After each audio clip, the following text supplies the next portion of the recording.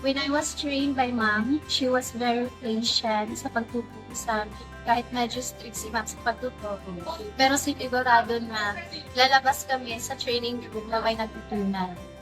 Tinuturoan niya kami step by step kung anong tamang procedure sa pagkakata. Iniikayak din niya kami na magtanong kapag may mga bagay na hindi namin naiintindihan.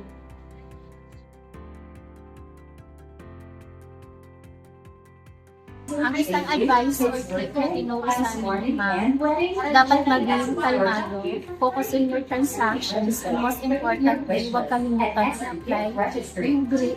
Kasi yung grit, yun yung maging first impression ng customer. Dahil ang customer service ay hindi lamang turbo sa tamang paggawa ng trabaho, kundi pati na rin sa pagmagandang pakikitungo sa customer.